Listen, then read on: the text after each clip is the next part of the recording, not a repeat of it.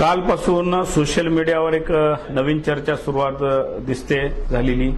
Social मीडियाच्या फेसबुकच्या पेजच्या माध्यमातून अनेक जणांनी एक प्रश्नार्थक त्या ठिकाणी उपस्थित केलाय, प्रश्न उपस्थित केलाय की नांदेडचे खासदार भाजपमध्ये जाणार म्हणून। पण मला वाटतं की गेल्या आठवड्यामध्ये दिल्लीच्या राजधानीमध्ये जे संसदेचं अधिवेशन होतं, अर्थसंकल्पीय अधिवेशनाला जे राष्ट्रपतीचं अभिभाषण झालं, त्या अभिभाषणाला आभार मानण्यासाठी आमचे नेते माननीय राहुलजी गांधी यांना संसदेमध्ये बोलू दिलं गेलं नाही।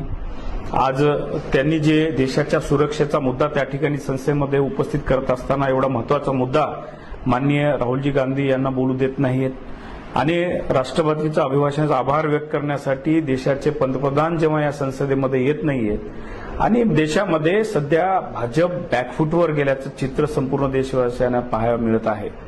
आणि हे सर्व प्रकार होत असताना आम्हा काँग्रेसच्या खासदारांना वेगवेगळ्या माध्यमातून त्या ठिकाणी टार्गेट करण्याचा प्रयत्न भाजपच्या वतीने वारंवार होताना दिसत आहेत। संसदेच्या अधिवेशनादरम्यान काही महिला खासदारांवर प्रश्न उपस्थित केले गेले, पंतप्रधानांच्या सुरक्षेविषयी प्रश्न उपस्थित केले गेले।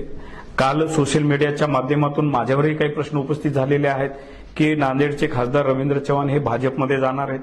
पण मला आपल्या माध्यमातून जनतेला सांगायचं आहे की जनतेने मला लोकसभेमध्ये निवडून दिलेला मी खासदार आहे, मला कुठेही मागच्या दरवाजानं कोणत्याही सभागृहात जायचं नाहीये।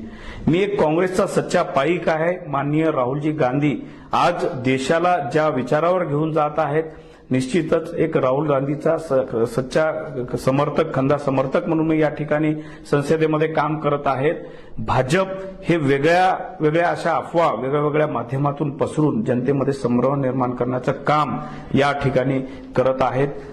नांदेड जिल्ह्यामध्ये जेव्हा काँग्रेस अडचणीमध्ये होते, माझे वडील स्वर्गीय खासदार वसंतरावजी चव्हाण साहेब यांनी काँग्रेसला जीवन ठेवण्याचं काम केलं, काँग्रेससाठी बलिदानही दिलं।